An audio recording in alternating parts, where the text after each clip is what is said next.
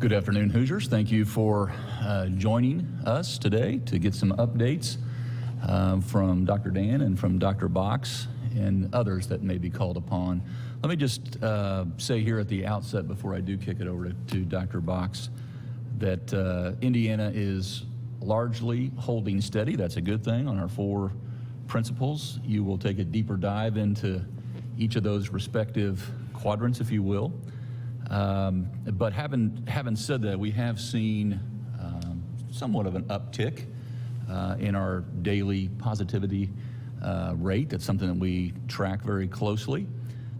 It was up slightly, but not to the extent that we've seen in some other states around the country and even some very close neighboring states to us.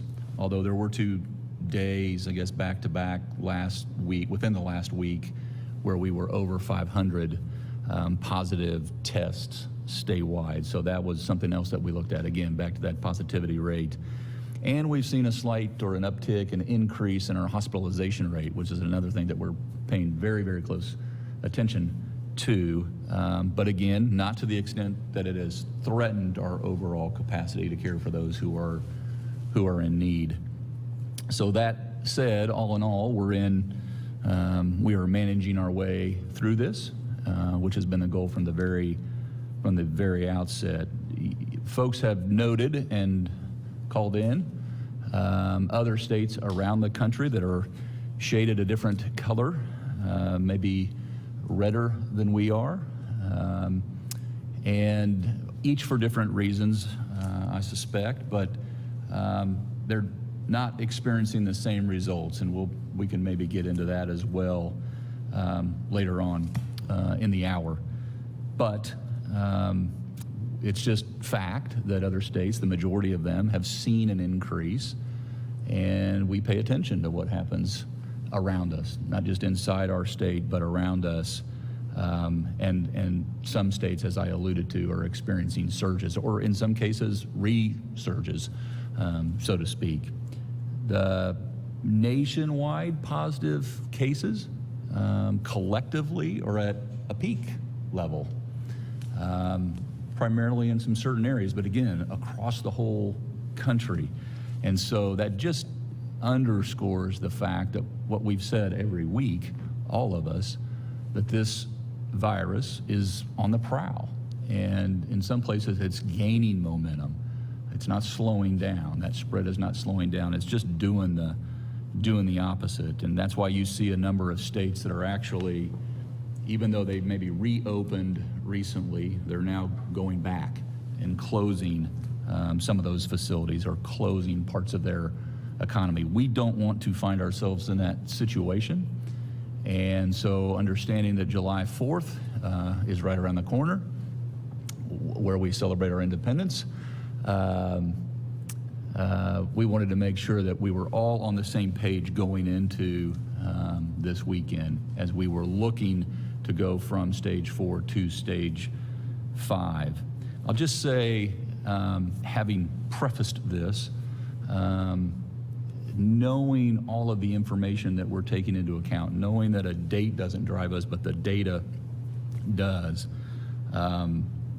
we are prepared over the next 2 weeks leading up to July 18th to go to stage 4.5, which means much will stay the same over the next 2 weeks.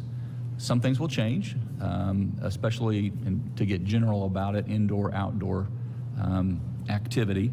We just have to accept the fact, more than recognize it, but accept it, that again, this virus is on the prowl and it is moving, and it's moving even within our borders in different counties in our state, different positivity rates, and we are living on virus time, so to speak, and so we're taking that into account. All we try to control is what we can control: our own action, our own behavior, our own conduct. We know that there are things that we can do to slow the spread, especially as we await therapeutics and a vaccine. But the volatility that we see, even in some areas of our own state, but especially around the country and especially around our own borders, is of concern, and that's what's given us pause to push pause in some areas.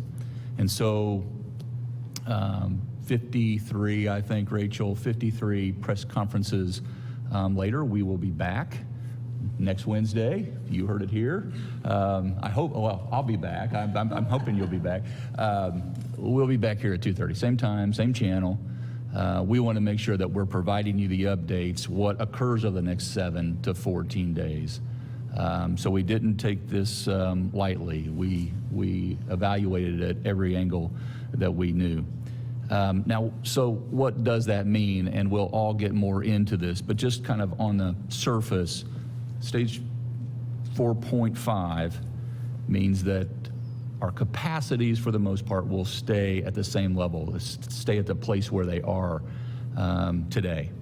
But we will give the green light or the green flag to mostly outdoor activities, events that Hoosiers are going to especially enjoy, I think, coming up this weekend and this time of the year. Just as an aside, it was Dr. Dan that you shared with me some preliminary research on the spread of COVID outbreaks around the country, that the risk of transmission is up to 19 times less when outdoors compared to indoor activity. And that's true and supported by our own experience here. And when you look at where our large numbers were, or our surges were, certainly they were indoor type activities. And so we took that into account. So if you're a local parade, or if you're a fireworks show this weekend, as I know there are some planned around the state of Indiana, just be properly distanced. You have the ability to do that. And mask up. When you get into close quarters, this is how it spreads. We just know this. And we can take those precautions, and folks can have a good celebration outdoors. So again, capacity would be on the limits for different businesses and entities that were opened up in stage 4 are holding steady at that same level where we are as we sit here today. That includes restaurants, that includes bars, nightclubs, entertainment, cultural facilities, event venues, bowling alleys, on and on. This is all on our Back on Track plan that can be pulled off the web. So that 250 number stays 250 for the next 2 weeks, leading up to July 18th. But again, we'll be back here Wednesday, and then obviously providing updates before the 18th as well in that second week. Personal services and gyms, fitness centers continue their operations, again, at the same level as we sit here today. But not to repeat myself, but fairs and festivals, similar events, they're going to move forward as long as they make the provisions on the ground to do it safely. And conventions may resume as long as they adhere to previous guidance that is, again, on that Back on Track. Everything is compiled in one spot that we've provided for single site and multiple site events and venues. Again, I would just encourage everyone to go to the Back on Track, because we've extended this, not gone to 5 for the most part, but 4.5. And lastly, just a little commentary here in leading up this past week, as we were all discussing this day in and day out, wanting to be safe and not sorry, wanting not to find ourselves looking back thinking, you know, our gut told us to do this. And we're talking about the new normal that we find ourselves in, this uncertainty, this area of uncertainty. It's really not the new normal to me anymore. It's really the next normal. Things will change next week. They will change next month. They will change next year. Maybe the same virus. It may mutate, as we've talked about before, right before our very eyes. But we have to be prepared, and we are, and structured, and conduct our affairs to be ready for that next normal, whatever it may be, and scale up to address the surge as they come.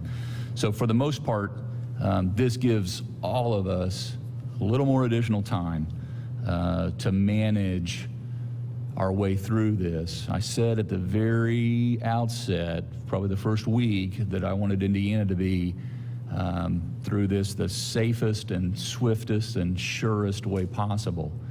And to date, that's how we've conducted our affairs. So you'll notice we'll have some campaign stuff to talk about, including masking up, some information that we're going to get out. But if you could, Dr. Box, first, maybe give the supporting evidence on how we arrived at this, going through those 4 principles and some other updates. Sure. So, thank you, Governor. Well said. Good afternoon, Hoosiers. Today, we reported 371 additional cases of COVID-19 in Indiana, which brings to our total 45,952 the total number of Hoosiers known to have COVID. We also saw 8 additional confirmed deaths. To date, 2,456 Hoosiers have died of COVID-19, and another 194 are believed to have died from this disease based on their clinical diagnosis. We also have seen nearly 490,000 Hoosiers tested for COVID-19, up from 432,000 a week ago. I do want to clarify something that I said last week. The total number tested on our dashboard represents unique individuals. Some people have had more than one test. So what you see is the number of Hoosiers who have been tested for COVID-19 at least once. I want to remind Hoosiers that testing is available at 200 sites across the state. You can visit www.coronavirus.in.gov to find a site near you. Anyone can be tested for free at one of our state-sponsored Optum sites or our state-run drive-through without a doctor's order, regardless of your symptoms. Other sites may have different requirements, and those are all spelled out on our testing map on our website. I especially encourage anyone who thinks that may have been exposed during a group gathering where social distancing wasn't occurring and masks weren't being worn to consider getting tested. I'm now going to hand things over to Dr. Dan now for some important updates for our long-term care facilities. Thank you, Dr. Box. Thank you, Governor Holcomb. I want to take a few moments to give an update on cases in nursing homes, visitation, our testing initiative, and some planned changes to our reporting. Let me start by talking about outbreaks. So from a peak that occurred in late April, we have seen marked decreases in COVID outbreaks. Weekly cases reported to us have decreased by 77%, and weekly deaths reported to us by 83%. There are a lot of factors that have likely contributed to this. The early use of our strike teams, targeted testing, infection control, PPE prioritization, and close collaboration with the nursing homes themselves are examples of things we implemented early in this pandemic. Our surveyors have also been active throughout this pandemic, providing on-site help with infection control and cohorting. And I'll also give them a shout out by mentioning that they have now completed 100% of the required CMS infection control surveys a full month ahead of the required deadline. No doubt the behavior of Hoosiers has also contributed to the decreases we've seen. By decreasing community spread through social distancing, washing your hands, and wearing masks, fewer nursing home staff were exposed and unknowingly went to work with COVID-19. This early success has also allowed us to start to loosen visitation restrictions. On June 3rd, we were one of the first 2 states to allow outdoor visitations to occur at facilities without active COVID. We've also permitted the return of essential family caregivers. We are now reopening facilities to salon care and other personal services and are developing the plans to resume indoor visitation by mid-July and for some facilities as early as July 4th. For this to be possible, though, we need the help of everyone in the community. While the risk of dying from COVID-19 is low for people 19 to 30 years old, the risk of spreading it is high. Someone who does not practice social distancing or wear a mask in public and is exposed to COVID in the community risks more than their own health. For instance, if they visit a friend or family member who, like over 60,000 Hoosiers, works in a nursing home, they risk causing an outbreak. An outbreak that risks more than just the physical health of the residents in these facilities. outbreaks may also prevent visitation. While restricting visitation was a necessary early step in preventing the spread of COVID-19, it has had a serious impact on the health and well-being of the residents. Families and residents have waited patiently through this pandemic to be rejoined. We must now do our part to make sure that this happens. Another important way of preventing outbreaks is testing. Because COVID can be carried and transmitted by a person who has no symptoms, it's important to identify workers in long-term care facilities who may have COVID and don't know it. And this is why we early on included working in a nursing home, even if you didn't have symptoms, as an indication for testing at one of our free Optum sites. And it's also why CMS has recommended every state develop a testing strategy for workers in long-term care facilities. Our strategy, like all of our other COVID responses, will be informed by data. This is why in June we undertook our largest testing initiative to test all skilled nursing staff in the state. Partnering with Optum, the National Guard, our ISDH workforce, and the facilities themselves, we were able to oversee the testing of nearly 40,000 staff. And keep in mind, the number is even larger because many staff were excluded because they had already been tested just prior to the initiative, or they had had a previous diagnosis of COVID. We are now working with our partners at the Regan-Strieff Center for Aging Research and Fairbanks to do an analysis of this data, and that we will use this analysis to better inform us on who needs testing and how often. Lastly, I want to discuss our data and public reporting. Let me start by saying we are going to report facility-specific COVID-19 data. Because our data collection has focused up to now on identifying new cases in facilities, and it did not begin until April 10th, it's going to take some time to build a dashboard that will allow the public to search by facility and determine when COVID cases occurred, how many residents and staff died, how many have recovered, and the demographics of those involved. For the creation of the dashboard, we will be taking a similar approach to the one we used with our hospital data. The first part of this will be requiring all long-term care facilities to give us an accurate and comprehensive list of all of the residents and staff who have developed COVID and when those cases occurred. And we'll require this reporting to us to go back to March 1st. And once we have this information by mid-July, we will make it available in a preliminary form to the public.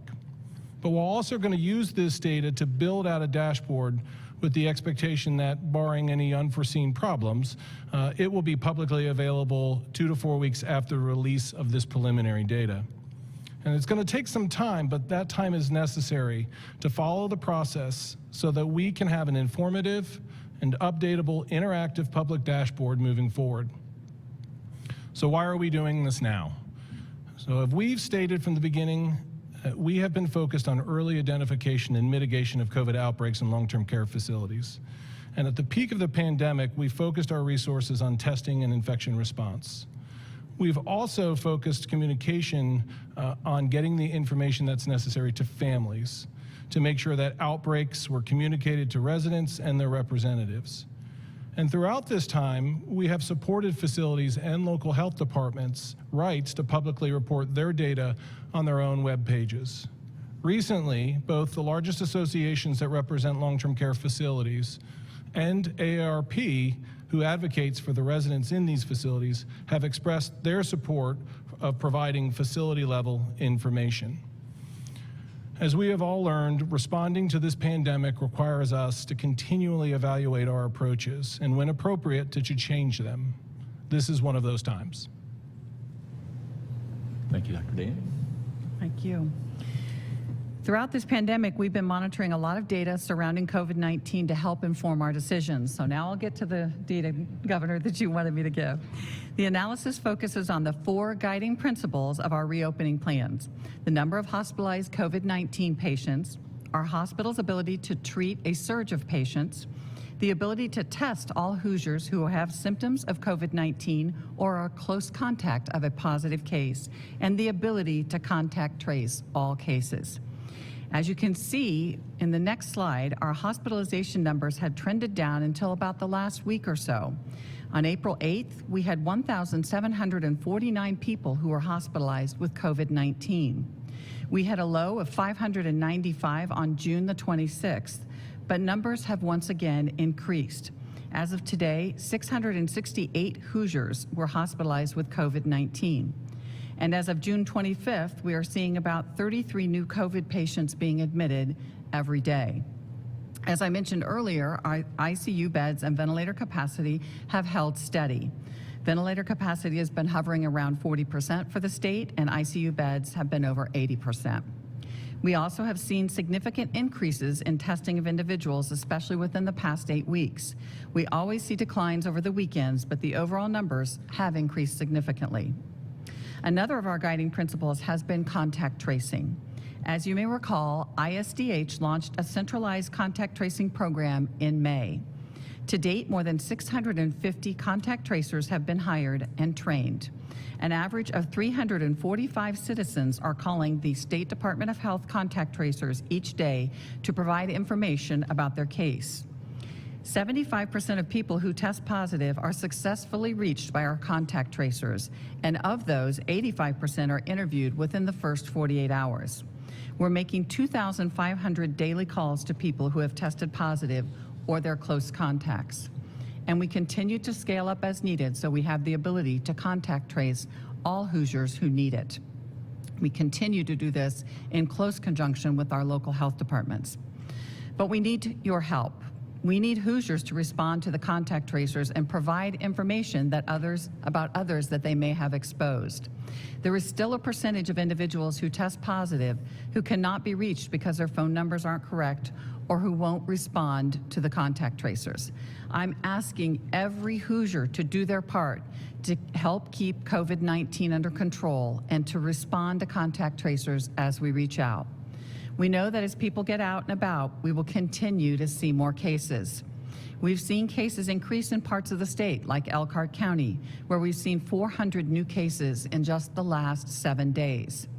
And we've seen what's happening in states like Florida, California, Texas, and South Carolina, which are seeing their highest 7-day averages of cases, and in many cases are pausing or rolling back their reopening by closing bars and gyms and restaurants and continuing to prohibit indoor dining. So that's not where we want to be, Governor, going forward. This is back to you. All right. Well, one area or one thing that we can do to not find ourselves in that situation, it's just one of many, but this is one thing that we know works, is to mask up. And I've had a lot of conversations with a lot of different people, and sometimes I go, well, it's just inconvenient. Well, it's not really, it may be inconvenient, but it's very important, and it works. And this is one of the tools that we know that can limit the spread. It's just factual. And so, inconvenient or not, this can save lives. This can save our healthcare network's capacity to treat people who actually are in need of that treatment. And so we are not just asking, we're recommending in the strongest terms possible that you think about not just your own life, but you think about those who you love, those who you don't want to lose. And we have started a little campaign here about masking up, about it's not just about me, but to try to stress it's about someone else, equally so. And it's about getting through, all of us getting through this in the safest manner possible. So with that, I'm going to mask up, and I think we've got a couple videos to show.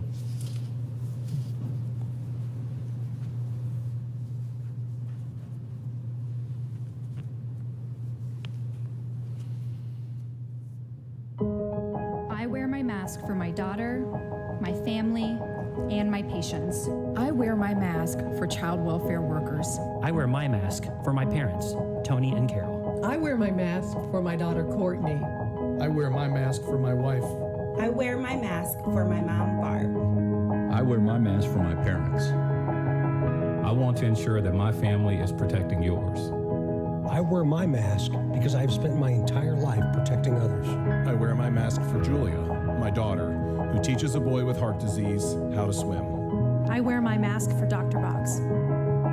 I wear my mask for all of you. Will you wear your mask for us? Can't say it any better, can you, Governor? That's exactly right. I think that's awesome. Wearing a mask is one of the best things you can do to protect yourself and others.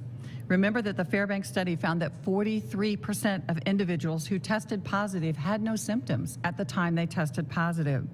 So even when you feel fine, you could make someone else very, very sick.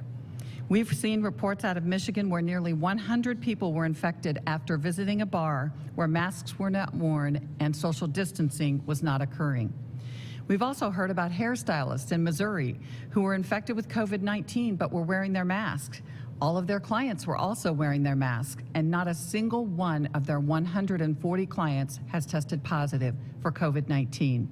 This is a perfect example of how masks can help protect you and others. If we're going to successfully return to a new normal, and I did say new normal, not the normal, where we can get back to those activities that we love, where every Hoosier needs to be wearing a mask and social distancing, and you have to take that to heart. I know it's an inconvenience and that masks can be hot in the summertime, but I promise you it's worth it because you might save someone's life. Any more videos? Yeah, let's tee it up.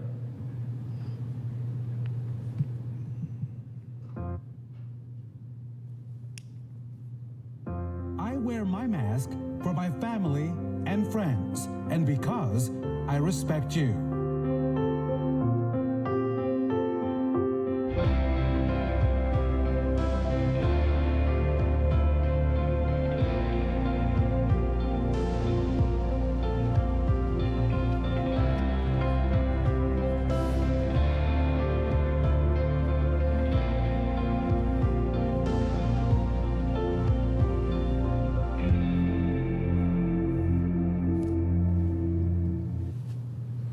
Well, we're hoping more people get involved. You can go to the website and download your own poster and take a selfie and share why you wear a mask. We're using the hashtag #MaskUpHoosiers, and we want everyone to get involved. This needs to spread. This good example needs to spread faster than the virus. So, with that, I think we'll open it up for a little Q&A. Sherry with the Indianapolis Star. Good afternoon, Sherry. Good afternoon, Governor Holcomb and Dr. Box. I appreciate that you gave us some insight into what data that might give you pause to move forward looks like.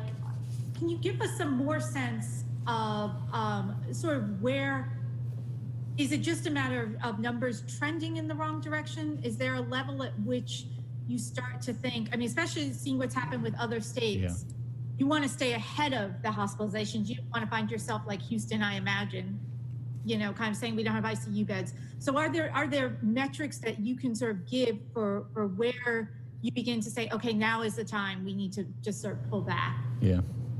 I think it was a question of, rather than pulling back, just not going forward as far as what we plan to go, right? We look around the United States and in the state of Indiana at our contact tracing, and we can see where individuals are getting infected and where they're infecting other individuals. Oftentimes that is in bars where individuals are not social distancing. It is in areas where we're inside in close contact.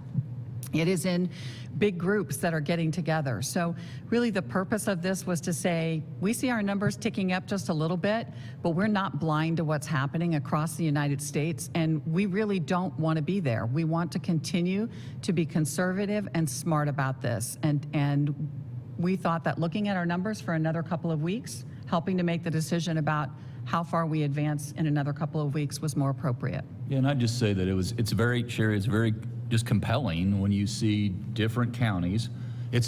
I used the word earlier, volatile. It's a very volatile environment out there around the country, and it is in the state of Indiana as well. We're not immune to that fact. And when you see, you know, hospitalization rates, or when you see that positivity rate going down, and then start to bend back up, and now it's starting to bend back down. We had a couple back-to-back over 500 positive cases within this last week, as I mentioned. But now we've had, our second or third here in Marion County, where we sit right now. Yesterday we had 0 deaths in Marion County, and this was a surged, area. Came in earliest. There's the most population density. One of the best positivity rates in the state right now. Yeah, and so that volatility. But if you go to a couple other counties around the state, it's a tale of two different cities, and so it's kind of a matter of when it gets there. In addition to what we're doing, how we are conducting our affairs to help slow that spread. And so I think, Sherry, that there is no, if you're asking for if it gets to this percent, does that trigger retreating, pausing, or moving forward? It's not. It's a lot of different factors that all get put down together, and then you look over the last week, really 2 weeks, and you're always taking me out 21 days sometimes in different areas. So it's a number of factors. Brock Turner, WFIU. Good afternoon, Brock. Good afternoon, Governor. Question here for Dr. Box or Dr. Rosiniak. Not sure who's going to be best equipped to answer this, but I've spoken with several local health officials who have said they're frustrated with the quality of contact tracing coming from the state contracted tracers. Additionally, they say that they're still not getting data from the NBS database to merge with Power BI. The state's been managing this for about 2 months now. What's your message to officials who say that they're maybe losing confidence in the state's ability to manage this? And I will have a follow-up. I'll take that, Ian. So I think that your point is well made. We did find that there were some lapses, that some individual local health departments were getting a direct feed from certain labs. So they were getting cases and names of positive individuals long before we were, and that there was a delay of anywhere from 24 to 72 hours before the State Department of Health was getting that reported in. And actually, some labs were actually hand entering that rather than using the feed that was set up. So that is one thing we've been able to fix. So that's something that if particular local health departments are having issues, I hope that you will reach out to us, because we've been able to solve that issue in several areas. The other issues that we've looked at with local health departments is that sometimes they have someone walk down from the police force or something and say, I've got a policeman who's positive. And so they want to be able to open that case up in the contact tracing and start entering that information right away. Right now, that case gets opened up because it is fed through our NBS system, and then that triggers an opening of a case that goes to our contact tracers. So we are working to change the data so that that is possible. We do have the ability now, our initial app for them to interact with the contact tracing platform, the Microsoft platform, was rather tedious and difficult to use, and so we have a new app now that is much easier. And so some of the local health departments that used that early on kind of gave up. And I would ask you to go back and interact with us. We've actually been going out with our individual epidemiologists that are regionally centered across the state and going into local health departments. I've charged them to go into every one and make sure that all the local health departments know how to use that. So those are hiccups, problems, concerns that we've been working through on a regular basis, and are going to continue to improve that. And I would just say, I don't know if Brock had a follow-up, but Brock, before you get to your follow-up, I've read clips throughout the country and around the world, for that matter, that some folks have kind of stepped away from tracing or said, we've got too much, we can't handle this, we got to focus over here. We're doing just exactly what Dr. Box said, is we're working to improve on this. And we're not walking away from it. This is an extremely valuable tool to be able to help us isolate those cases when we know where they are. And so appreciate the patience. I know you mentioned hiccups, but we're moving. I mean, we're over 10,000 calls or We're contacts. Moving the needle, but I think that is our contact tracing has helped us to identify industries, even in the Elkhart area, that we know have outbreaks. And that has helped us to be able to work with Elkhart and work with those particular businesses or industries to make sure that we're testing more individuals so that we can get them kind of back on track. And I know they are very, very comfortable with staying back in stage 4 right now. I know their mayors, their county commissioners, when I was up there on Monday, they were all pushing me to say, don't let us go to 5, we're not ready. And I respect that. I respect the fact that they put a mandate for mask use in their county. Their local health officer took a big step, and she's really had the support of the county commissioners and the mayors up there. And she has our support. I mean, we want to help locals who are making the best decisions on the ground every single day. Brock, you had a follow-up? I did, yeah, and thanks for taking the time to kind of walk through what how you all have changed things and are continuing to amend that. And just one quick follow-up. Last week you said that contact tracing would be likely available this week.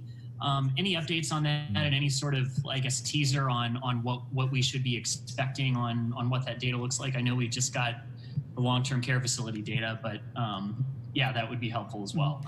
So the data I gave today is some of the best data that we have right now, but just as we're working to actually build that platform for long-term care facility reporting and residential facility reporting, we're doing the exact same thing and have been all along, and it's just been a prioritization thing. It's like, first of all, we have to connect all of our local health departments, make sure that they're comfortable with it, make sure that they can interact with the Microsoft Dynamics database, and that, I just said, we're reaching 75% of the positive cases. That means that there's 25% out there that aren't responding to our text, aren't responding to our email, and are not responding to our calls. So that is really where our local health department is critical. They're the boots on the ground to help us track those individuals down.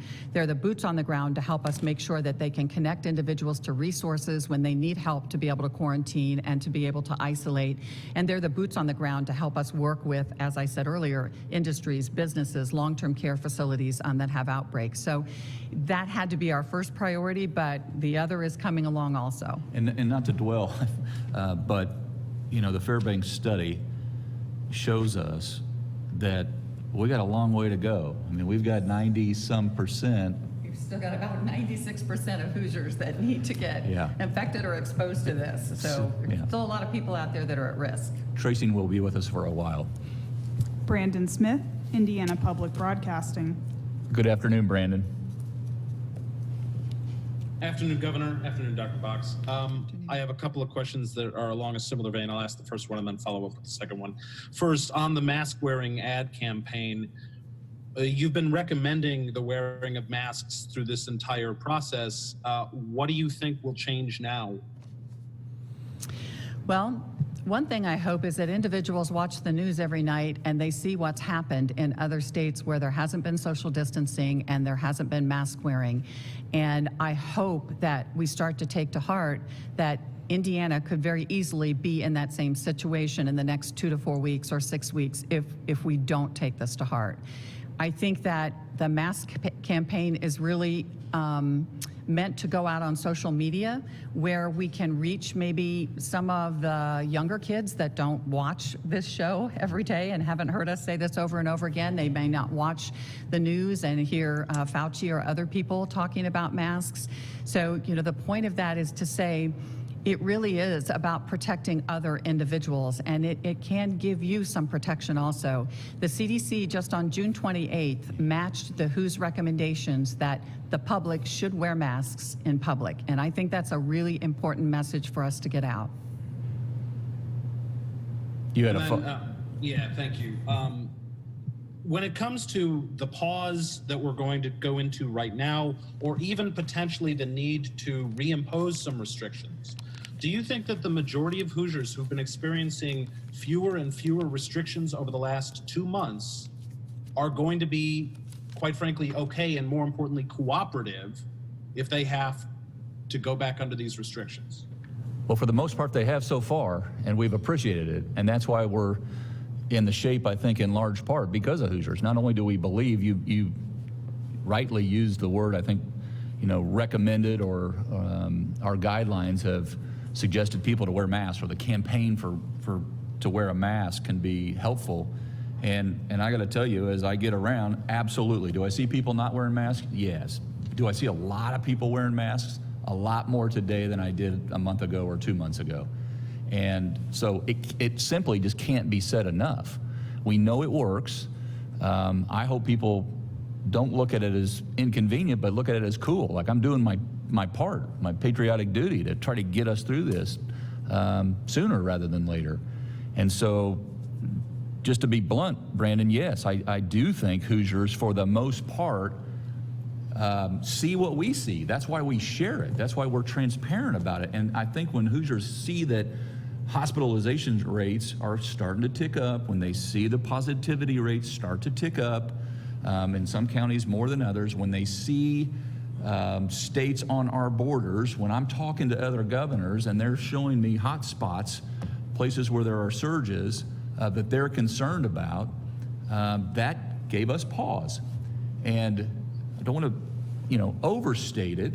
We're still in a good position. Our healthcare system was coordinated at the very outset of this.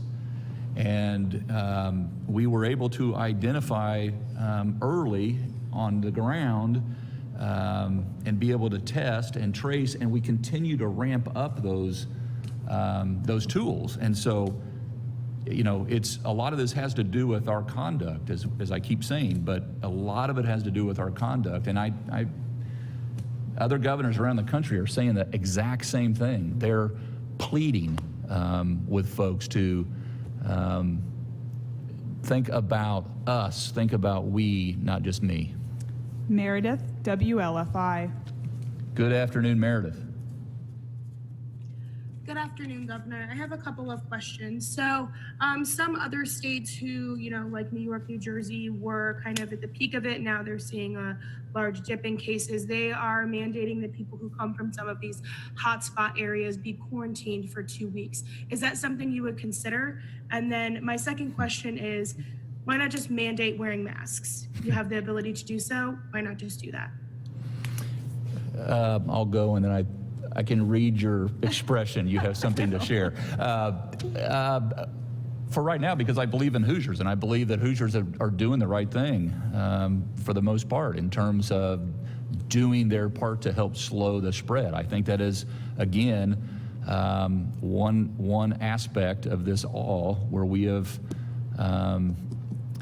have acted appropriately. And I'll just say, at the very same time, we have a long history, way before this pandemic, but we have a long history, especially in our health department, at FSSA, at the Department of Health, of working with locals in a partnership. And so, as Dr. Box mentioned earlier about Elkhart County, for an example, or it was Marion County before that, or Cass County before that, or we seek to support and help our local partners through this. And so if they deem that masks will slow the spread, if they're looking at those positivity rates really going up, then we're going to do all we can to be helpful. And that's got us to this point right now. Now, that's not to say in 8 weeks from now, we may be in a different situation, but we'll cross that bridge when we get to it.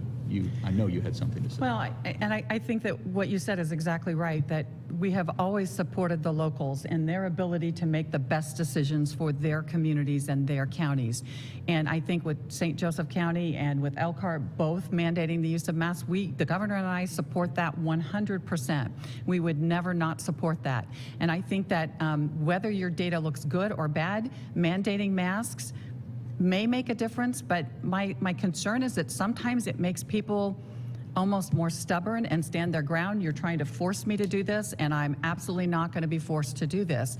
And realistically, what I'd like to say to Hoosiers, because Hoosiers always put other people first. I mean, I've seen so many times where Hoosiers think about what's best for their neighbors, and they're some of the kindest and most friendly people that I ever run into across the United States. My sister lives on the East Coast, and she's always talking about how she misses the friendliness here. So I think it's a part of making it not about myself, but making it about you.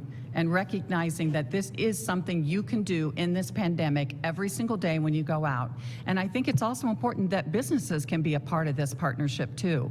They can say, just like no shirt, no shoes, no service, it can be no mask. You can say, I want to protect my other customers who are in here. I want to protect the individuals who work in this facility, in this business. So I think there are a lot of ways besides mandating it that we can And I do would it. say I kind of glossed over this. We're going to try to lead by example here in the State House and in state government, the folks that work for the citizens of this state, and we're going to, in the public spaces on state property, we're going to mandate our employees wear masks.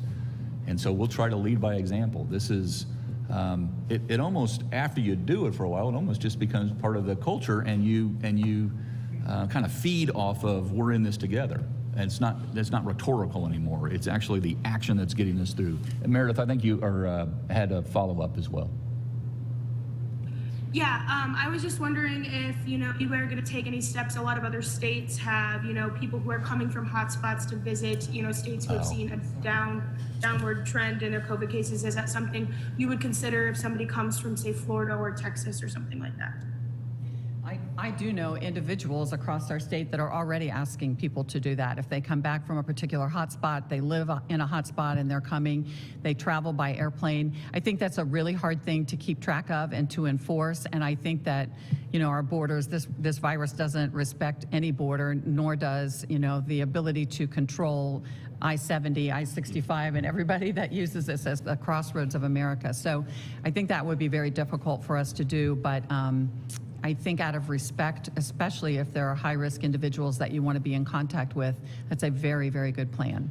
Yeah, and I also think this question, Meredith, underscores what we go through every day where, yes, we look out long-term, but we're looking at every day between now and not just July 4th, what would have been July 4th, but July 18th. And when you get 8 weeks out or 7 weeks out, it's getting a little too far. Things can turn on you, and back to the volatile environment that we find ourselves in. So we're, head down, focused on what's happening in a week to 2 week to 3 week basis, back and forward to make the decisions that we're making. Adam with Hannah News. Yep. Good afternoon, Adam.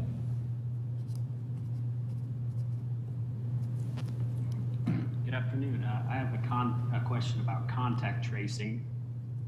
When you do make contact, are you finding that people are in fact quarantining and isolating themselves?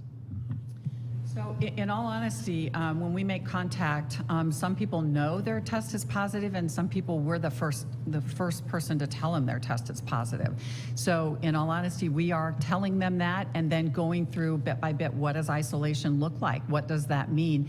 We are emailing them information in whatever language they prefer with regards to that isolation, and then really encouraging them to give us those contacts. I think some people are very hesitant to do that. And I think they're worried about giving other people's phone numbers or addresses out. But in those circumstances, we're giving our phone number if they won't give contact information on how we can reach someone so that those individuals can call into us.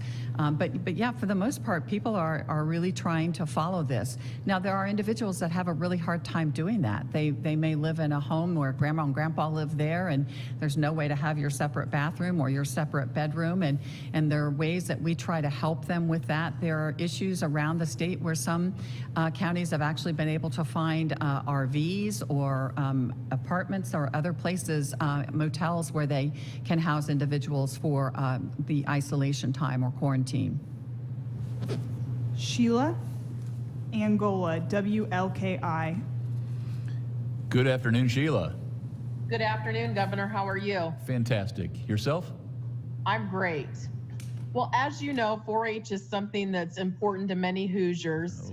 Several 4-H families in my region here in Northeast Indiana have posed the question to me, so I'm asking you. They're wondering why that there's a limit on actual 4-H activities at the county and state level, but rides and food booths are functioning as usual. Are you talking the state fair time? Is that what you're questioning? both the local county fair and the state fair. I can't speak for all the counties. I know that from a state level, the concept of the carnival and the ride is still under discussion, and I'm going to have a time here shortly to talk to the CEO of the fairgrounds there about what may happen in August. But I do know I had a good discussion with the 4-H individuals, and they were really planning to make sure that that went forward. And their hope was that not very many counties would close down the 4-H part of their county fairs. And if they did close it down in a particular county, they were going to make sure that those young adults had the opportunity to go to another county and to show their animals or whatever they were doing with regards to 4-H. So I think they really had it planned so that we could still have them competing just using social distancing and masks and making sure that they really cut down on the numbers of people that came. And you'll have an update on the state fair next week. Yes. So see, we'll be here together. Okay. Cameron, WRTV. Afternoon, Cameron. Hi, good afternoon, Governor Dr. Box. Two quick questions. When we talk about the 4 guiding principles for reopening, you've kind of already turned things over to the local school districts to let them make their plans. Yep. So is there anything in those principles that could change school reopening? We're literally less than 30 days from some of our districts opening this month. Is there any, are they still planning to go, or should we prepare for something else? And then for Dr. Box, in that same realm, are we learning anything different about our students and young kids as they go back? Are they more susceptible, less susceptible? Is there anything we're learning new about what they could be at risk for, or putting their teachers or bus drivers at risk for? Sure. I'm not going to buy you very much time. Yes, they still should plan to open and receive students in the facility for instruction. Coming up here, you said less than 30 days, so July, August time period. This is when the planning is occurring. And you might want to answer the second part. Importantly there, we look at countries or societies that actually closed their schools in the beginning of all this pandemic and those that did not. And those that did close their schools did not see a decreased amount of cases nor an increased amount of an issue with their students or their young adults. So we really do feel very strongly that students can get back to school. That being said, our superintendents, our principals, school systems all across the state are working very, very hard to bring students back in the safest way possible. And we have been consulting with them across the state. We hired a liaison specifically for that. I've been working with Katie Jenner here with the governor's office, with the Department of Education. And I know that our local health departments have been very actively engaged at the local level also. When we talk about students, we at the very beginning thought that kids wouldn't get infected or wouldn't show much infection, and where they had minor infections, and that seems to be the case, is that they with their immune systems do clear this up for the most part pretty quickly. We thought they might be kind of the super carriers and infect everybody around them. We really haven't necessarily found that either.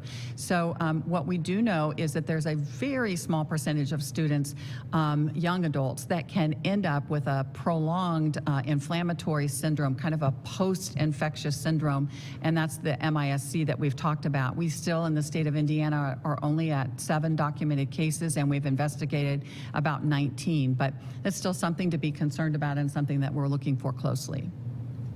Jeff with the South Bend Tribune. Good afternoon, Jeff. Thanks for joining us. Good afternoon, Governor. Thank you for having us today.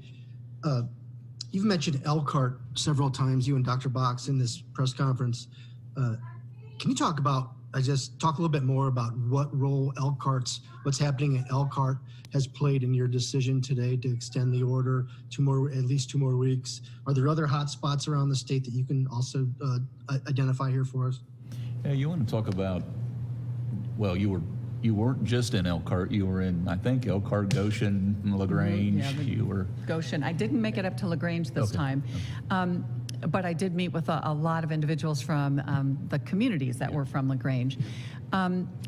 We didn't hold the state of Indiana back to a 4.5 just based on what's going on in Elkhart. I mean, that's an individual decision that they very much supported and wanted. Their elected officials, their county commissioners, the mayors, their local health officer, they did their mask mandate. So they very much realize the issues that they have going on. And this has been a consistent thing over the past 3 to 4 weeks that they've stayed high on their positivity.